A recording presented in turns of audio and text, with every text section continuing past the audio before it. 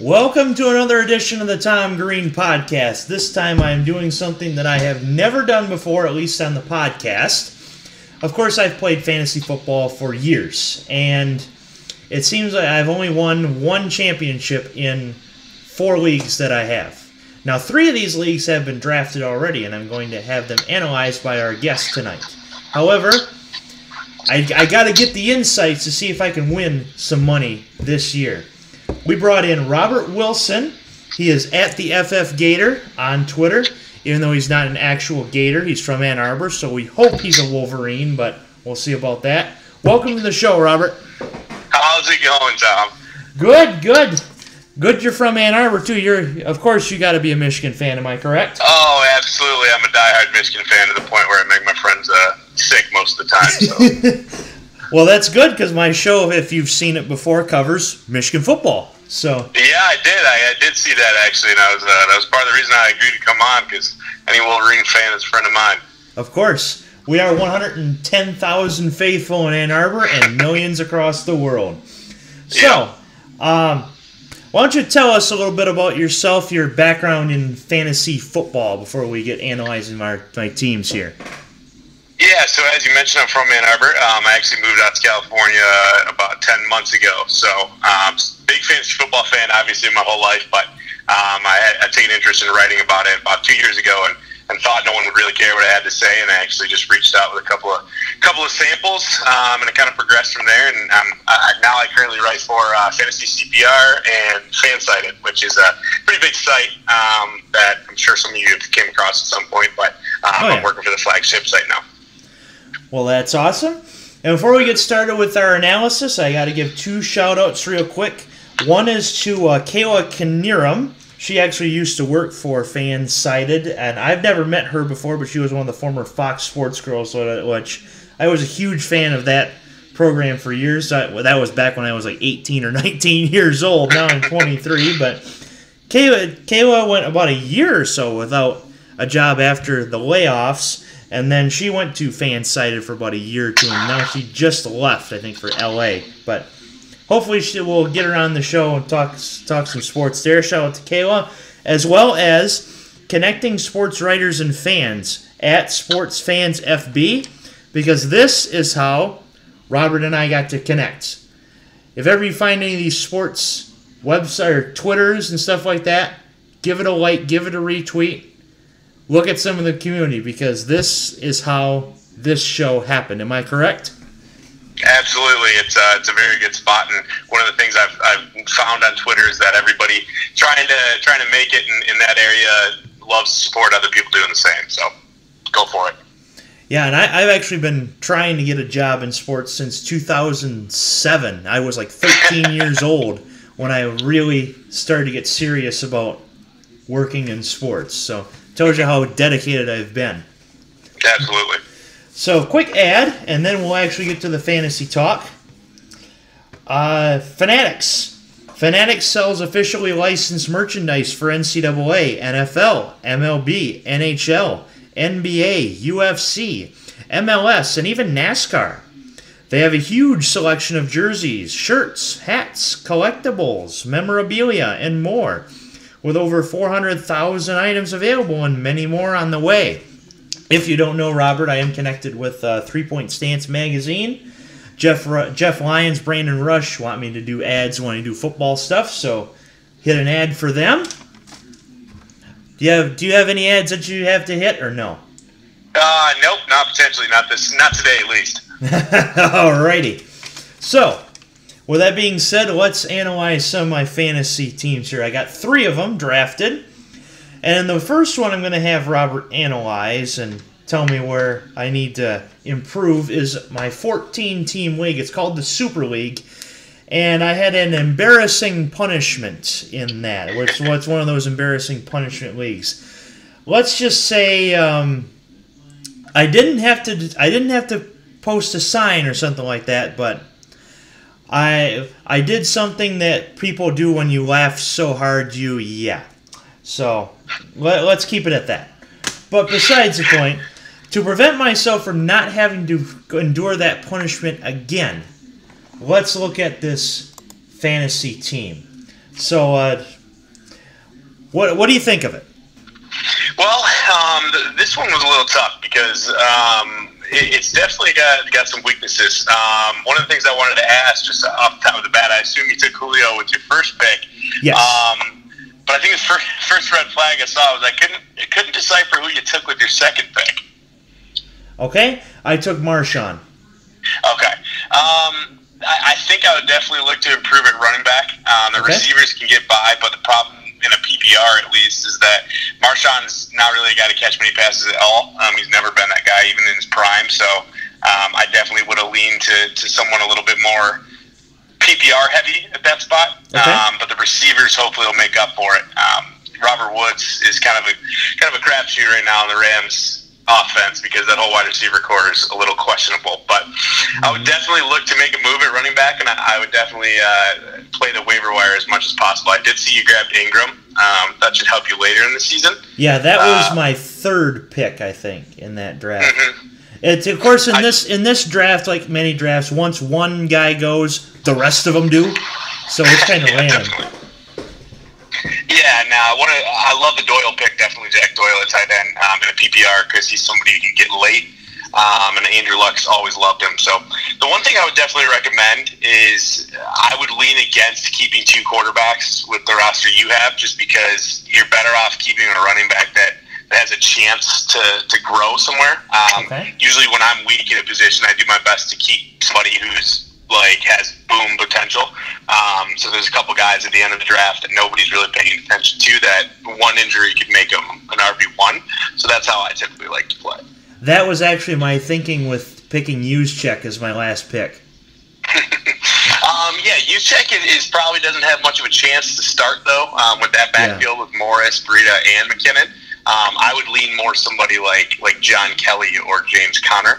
I'm not sure if they're picked up, obviously, but John Kelly's somebody who, I don't know if you know him at all, but he's Todd Gurley's backup, and he'd very likely start on most NFL teams because he's exceptionally good. So check out some film on him, and he's worth a pickup because if anything happens to Gurley, he'd be a top 5 running back every week.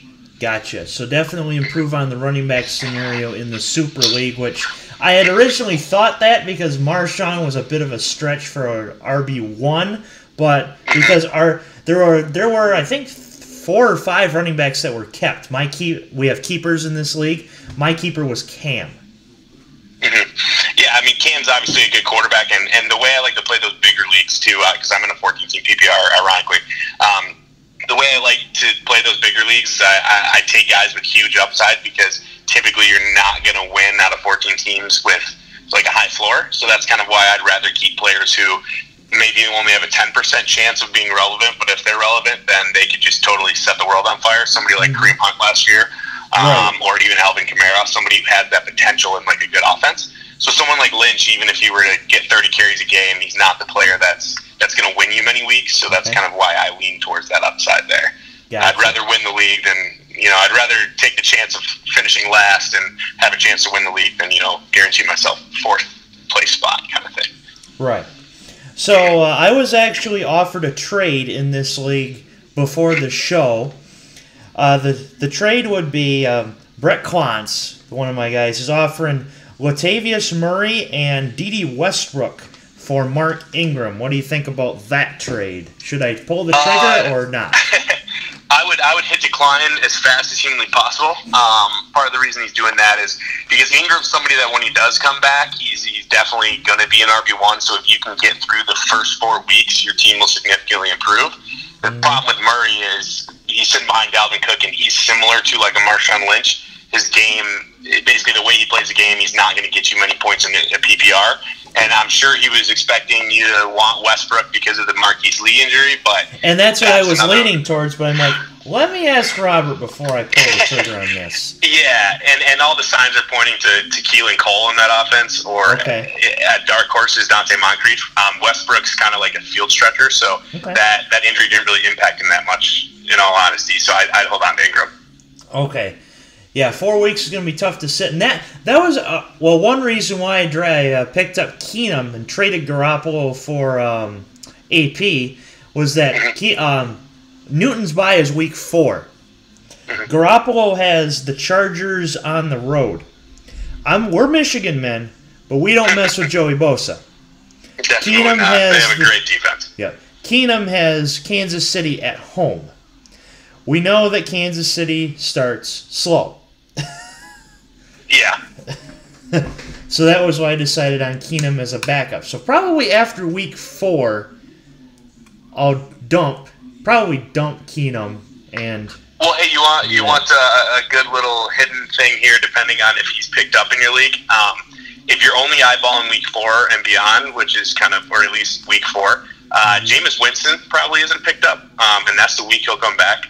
And Jameis Winston is one of my favorite targets to keep an eye on because actually, if you went on a per game average last year, he was the QB2 overall based on the games he played. Obviously, he was hurt a few of the games, but he really exploded in the games he did play. So he's going to be back week 4, and I bet you no one's picked him up. I would actually much rather keep someone else on the roster in place of Keenum for like 2 or 3 weeks, hoping that someone becomes relevant, and then grabbing Winston in week 3 because I bet you no one else does. Okay. Now I might have to do this early because you mentioned it, because this show is going to be watched by my league. But oh yeah, ignore that then. Got that, the other guys in the Super League? Alrighty, so with that being said, so running back 1 and considered Jameis, let's look at, I call it the Wonder League. This is the free league that I'm in, set up by some of my drinking buddies in Ohio. Yes, sometimes I do travel to that state, but believe me, I still have my Michigan roots while I'm down there. This is the one where I have Jared Goff as my starting quarterback. Let's look at that one. What do you think about that? So I wanted to ask, is this a PPR or a standard? This is PPR. Okay, full PPR or half point, do you know? Full. Okay, so full PPR. One thing I would say is another thing with Lynch and Fournette. They're both great running backs. The only thing is they take a little bit of a dip in PPR, but your wide receivers definitely make up for it. Julio and Thielen is a very good combo. I'm huge on Julio this year. I'm grabbing him pretty much everywhere I can because touchdowns are bound to happen. So he's somebody that I'm glad that you kept your eye on. I'm looking at the bench too. Your starting lineup is really good. Vikings D is great. Marvin Jones, obviously, I'm sure you're a Detroit fan, or I would assume you are. Marvin Jones always gets the big play, and I believe he's been the most consistent when it comes to yards. Definitely. One thing I would say is I would prefer, like me personally, I would prefer not to have Galladay and Jones on the same fantasy team, just because if one of them is great, the other one's not. So it's sort of like you're wasting a roster spot in a way. I would keep Jones because I think Galladay is a good player, but I think he's a couple years out from being what some fans hope he'll be. Robert Woods is definitely great to keep on your bench. One piece of advice I would give you that most people agree with: don't ever carry 2 defenses. So that's what I would say in that regard. But from a starting lineup standpoint, as long as everybody stays healthy, I think this team is definitely competing for a playoff spot, if not more, because I think Lynch will be better than a lot of people think, and I think Julio will hopefully be Julio again. Okay. I grabbed Dez, as you can see there, and that was because I thought he was going to get signed, maybe by the Browns or someone else, and then if someone wants him, they have to trade me. That's why I picked Dez as kind of a throwaway pick in both the ESPN leagues. So I'll definitely keep that in mind on 2 defenses. I usually carry subs on each position, but I've learned throughout the years that sometimes that's not the way to win. Yeah, no, it's not, and it's kind of that's what I learned even over the years when I got more serious about it, is that somebody with the potential there is actually much more valuable, even if they don't appear valuable. Like, I would rather have somebody along the lines of like Shoney Michel than Adrian Peterson, because even if Peterson does something, he's never going to be anything that special, and I would take that guy who has the potential to really explode, because you look at last year, the guys that were winning people leagues were Todd Gurley, Kamara, Kareem Hunt, these guys that were crazy talented, and they just needed the opportunity when they got it. So you don't see many guys winning leagues that are kind of just middle-of-the-road Jordan Howard types, you know what I mean? Right. Which Jeff Lyons is a huge Bears fan, so kind of shot at him with Jordan Howard there. Yeah, no, I like Howard, but I don't like him as, I wouldn't want him as like my only running back, basically. Right. So, with that being said, let's move on to my 10-team league. This is the one that has IDPs. We call it the Not-So-Big Ten. Of course, I know 10 teams, Big Ten. 2-quarterback league. What do you think of this one? Yep, so I did notice that it was a 2-quarterback league. I don't do a ton of IDP. I'm in like 1 to 2 leagues that do IDP, but I'm not as well versed in that as other people. Okay. So that one's tough for me to probably speak on, but I do know Kuechly's a beast, so he's a good spot right there. Breeze, I love as your quarterback 1. I think he's being completely underdrafted this year. He's dropping to like the 10th, 11th round, which is just criminal. Fun fact, in my recliner league, the league that we have not yet drafted, he is basically my fantasy franchise guy. And I always get crap for it every year, but I'm like, guys, 4,512 every single year. Why do you think that's crap? He's a beast. He's a beast, and it's funny because like the fantasy community or fans in general have such like all they care about is what happened recently, and obviously Breeze last year didn't have the same type of year that he would have normally, but if you really dive into like his touchdown stats and things like that, it was just an anomaly on his career. So I have a hard time believing that all of a sudden he's a completely different quarterback in that offense. So, right. And he's basically free at this point. People are drafting someone like Kirk Cousins ahead of him when Drew Brees was a top 5 fantasy quarterback every single year until last year. And even last year he was a top 12 fantasy quarterback. So It's more of their players get mad when someone burns them. So then the next year they let them fall way too far. But I like the Mahomes pick, especially as a second quarterback. I think he's going to have his rookie lumps this year. So, but as your second quarterback, you're not really getting anybody who's a guaranteed starter, anyways. Right. I would potentially, if you have a deeper bench, maybe keep like someone like Mariota on the bench because he's one of those guys we were talking about that has the potential to just be like a monster, and then you could just drop Mahomes. So Giselle once said, "You can't throw a touchdown pass and catch one too." Mariota says, "Hey girl." Yeah, that's what everyone says. He's not that good. Well, he threw one to himself. No one else has done that. So.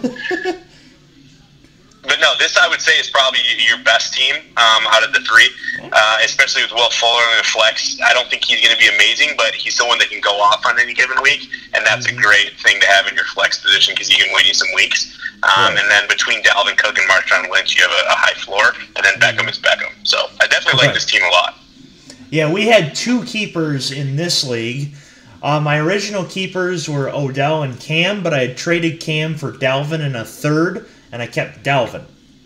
That's a great pick. Or a great move right there, for sure. So, that one I'm looking to perhaps win some cash. Now, in the Super League, that one was a $50 buy-in, the 14-team league. So, I'm a little nervous about that one, I will say. But this one, and that's, I've had some drafts like that where they all of a sudden kind of don't go the way you're expecting. The one way you can make up for it is basically kind of cut bait with the guys that we were talking about that are just never going to do anything for you, even if they do get a chance. So I would rather cut those guys and have a 3 or 4 league-winning type guys, and if one of them hits, then your team is all of a sudden a great team. So that's kind of how I like to play, and that's sort of the philosophy amongst professional leagues and things like that, because that's the way to do it. Gotcha. So with all 3 fantasy teams being analyzed, I have another fantasy question for you before we get to the rapid fire segment. Daily fantasy. Now, I've played DraftKings for about 3 years now, and I have not won a single penny of my money back. So, in the words of Train, help me, help me. What do I need to do? Ironically, this is my chance to actually give myself a plug. I took over the FanDuel weekly pieces for our website, Fantasy CPR. So I'm going to be doing weekly sets on who to use in both cash tournaments and GPP. MVP. So I can tell you on a weekly basis how to help out, but so hopefully you can check those out as I put them out weekly, because that's a big thing for our site. One thing I would say from just an overall strategy standpoint, you have to know what you're playing in. If you're playing in a big tournament versus if you're playing in like a 5-person cash game. So the philosophy for those two are just night and day different. So do you typically, do you have a preference, or do you just throw money into random tournaments? I usually play like quarter arcades and on DraftKings. They'll usually have like 5,000 people on it. Yeah, like it per tournament? Would be a cash game, yeah. Okay. So basically, when you're in, essentially you want to treat it sort of like, I'm trying to think of the mathematical term, but anyways, what you want to do in big pools like that, if you're playing against 5,000 other people, basically what you want to do is mix up the guys that you want those guys that can essentially go off, and the only way you're going to win a lot of money is if all of them do it. So the way the pros will play it is they will use, if they have a decision between someone like Tyreek Hill or Adam Thielen, they're going Tyreek Hill because he has that opportunity to score 30 fantasy points. And what you do is you actually fill your lineup with those guys, and you're definitely going to lose more times than you win just based on probability.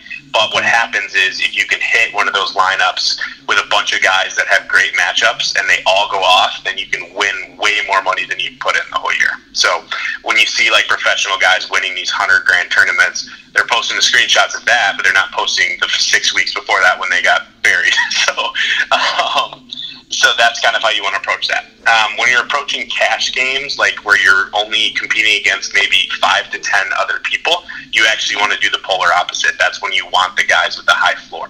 And the guys that you want in those situations are players against bad teams, where basically they're going to get theirs no matter what. Someone like Marshawn Lynch, someone like Adam Thielen, where they might give you 12 points a game, but if the whole team does that, you're going to outscore 5 other people and double your money. Does that make sense? Yeah. Definitely, because I've always wanted to hit big, but I just never have. I hit for 20 once on a $5 game. That's probably about the best I did. Yeah, so those are cash games, and when you hear people talk about cashing, what they mean is basically they'll play 20 of those 25-person leagues and build the same lineup in each, and so then they'll actually win all 20 or win 18 out of 20. So they actually build a bankroll, and then they take that money and they put it into the bigger tournaments to try and hit big. So obviously that's someone who's being a pro player. Someone who is just trying to throw in $5 into a cash game. Basically look at the matchups, and like that's when you can go with the guys like Todd Gurley and the guys like Le'Veon Bell, because obviously they're going to do really well. And if there's even a couple people who shy away from them because they think you're going to do it, their lineup will falter. So you almost want to be a little more predictable in cash games.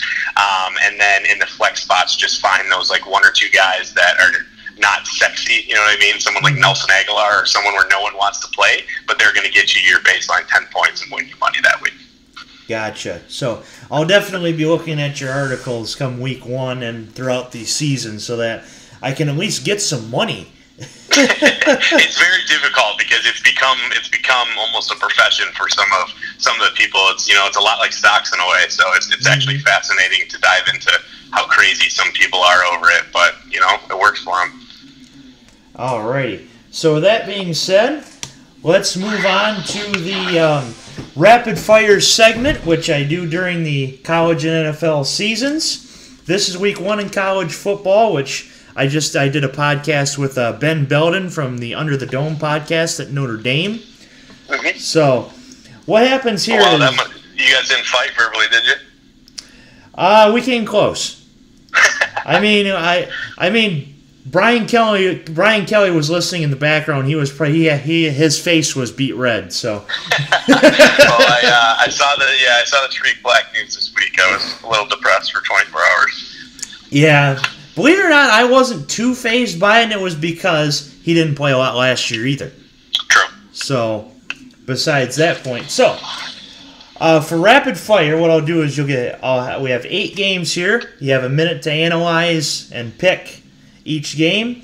Last year we did was the guy with the highest winning percentage at the end of the season won a prize that didn't exceed $25 so that professionals could play as well. Like last year, my buddy Aaron Gosser won a case of Miller. Oh, nice. That's a good choice. Oh, yeah. So highest winning percentage amongst all of the guests that I have on the show will win some sort of prize. So without further ado, 8 games, let's hit them. Thursday night, Northwestern, Purdue. Okay. Let's go. Gotta go Northwestern there. In the words of Lee Curl Corso, good pick. I like Northwestern on the road, despite what Purdue has done with Jeff Brom. Washington State, Wyoming. Oh, man. Being a little biased because I watched Wyoming at Buffalo Wild Wings the other night, so I almost want to pick them. But I'm going to Washington State on that one. You like the Fighting Mike Leaches. Yeah, there's something about him. He's goofy, but I can't help but root for him.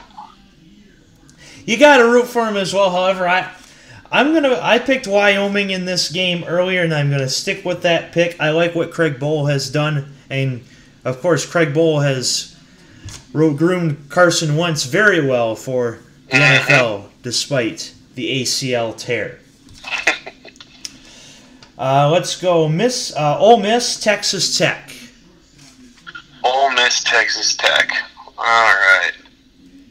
Wow, I should have done a little more research on these. I think I'm gonna go Texas Tech on that one. I think they're favored.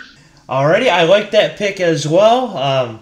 You got to go with the Fighting Cliff Kingsburys at home, even though Absolutely. You're in the big what is defense 12, because they literally don't know what defense is.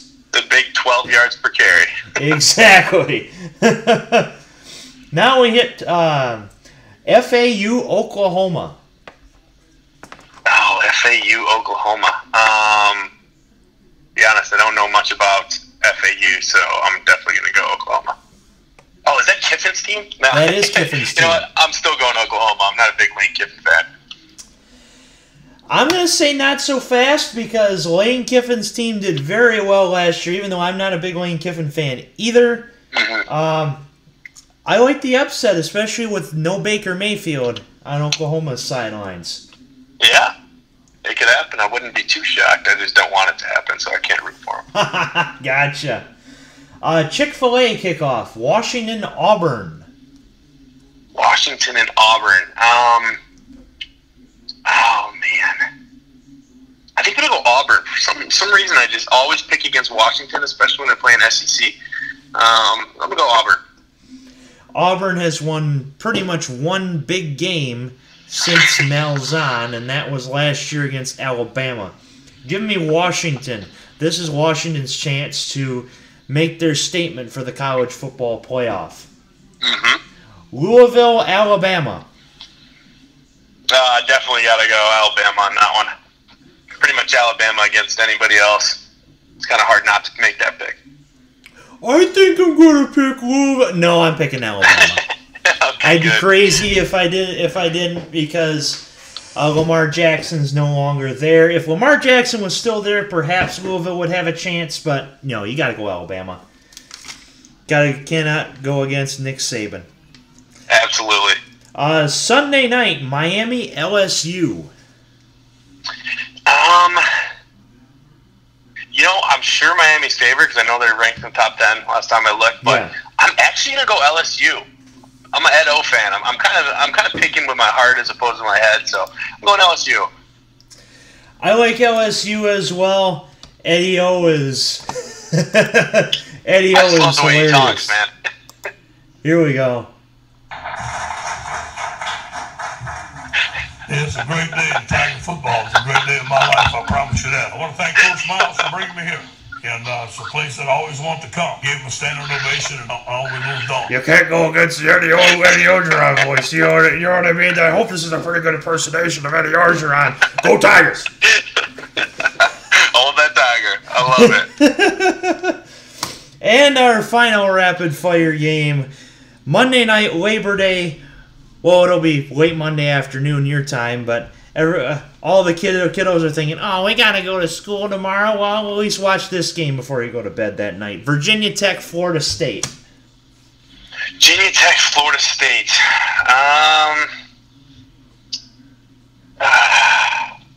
That's actually probably the toughest one. I'm going to go Florida State. I think they bounced back from last year's brutal season. Going Florida State. Tells you how we rely on preseason rankings so much. Florida State was ranked number 3 to start last year. They finished 7-6. Yeah. Of course, losing DeAndre Francois has a big thing to do with that. But still, ranked number 3, finished 6-7. Yeah, they got a new coach, so I like them to come out with a little fire. We'll see what happens. I like Willie Taggart, a disciple of Jim Harbaugh. Amen. So with that being said, is there anything else that you would like to add to this wonderful fantasy football edition of the Tom Green Podcast? Nope, I think that's it. Just anybody who does hear this, go ahead and just throw me a follow and feel free to tweet questions and retweet and argue with me if you think I'm wrong. That's half the fun. Watch out if I lose. So as long as you win more than you lose, that's what matters. Exactly. With that being said, he is Robert Wilson, and this is the Tom Green Podcast. Thanks again, Robert, for coming on, and good luck in the rest of your fantasy drafts. I know you got one right after this show. I sure do, in about 3 minutes here, so I appreciate you having me on. Thanks, Tom. You bet.